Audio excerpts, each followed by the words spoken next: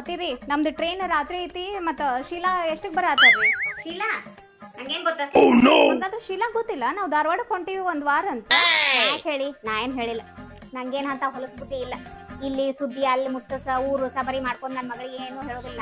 ಹಂಗಾಗಿ ನೀವು ನನ್ನ ಅದ್ನಿಗೆ ಏನು ಹೇಳಿಲ್ಲ ಅಂತ. ಇದೊಳೆ ಆತಲ್ಲ.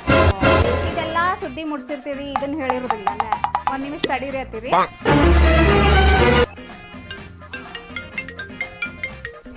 ಶೀಲಾ, ಆರಾಮದಿರಿ? ಆರಾಮದೀನಿ, ನಾನು ಆರಾಮದೀನಿ. ಏನ್ ಗೊತ್ತಾ, ನಿನ್ನೆ ಹಿರಿಕಾಯಿ ಎಣ್ಗಾಯಿ ಮಾಡಿದ್ನಿ, ಎಲ್ಲಾ ಹೊತ್ತು ಹೋಗ್ಬಿಟ್ಟಿದ್ನಿ. ಆದ್ರೆ ಮಮ್ಮಿ ಬದ್ನಿಕಾಯಿ ಎಣ್ಗಾಯಿ ಮಾಡಿದ್ವಿ, ಅದೆಲ್ಲ ಹೊತ್ತು ಹುರ್ಕಡ್ಲೆ ಆಗಿತ್ತು ಅಂದ್ಲು. ಹಾ ಹೌದೌದು, ಬದ್ನಿಕಾಯಿ ಎಣ್ಗಾಯಿ ಎಲ್ಲ ಕನ್ಫ್ಯೂಸ್ ಆತ.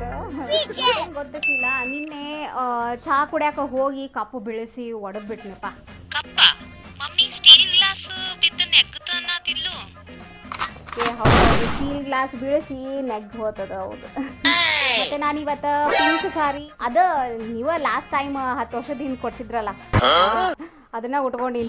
ಬಾಳ ಚಂದ ಕಾಣತೈತಿ. ಹೋಗ್ರಿ ಅದಿಗೆ ಯಾಕೆ ಸುಳ್ಳು ಹೇಳ್ತೀರಿ?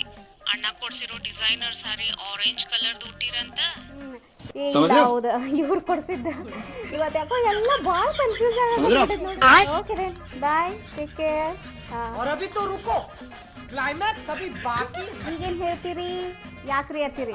ನಾನು ಎಷ್ಟ್ ಸರಿ ಉಸಿರು ತಗೊಂಡೆ, ಎಷ್ಟ್ ಸರಿ ಉಸಿರು ಬಿಟ್ಟೆ ಅನ್ನೋದನ್ನು ಎಲ್ಲಾ ಸುದ್ದಿ ಮುಟ್ಸಿರ್ತೀರಿ. ಇನ್ನು ನಾ ತವ್ರ ಮನೆಗೆ ಧಾರವಾಡಕ್ಕೆ ಹೊಂಟಿ ನಾನು ಸುದ್ದಿ ಹೇಳಿರ್ಬೇಕು.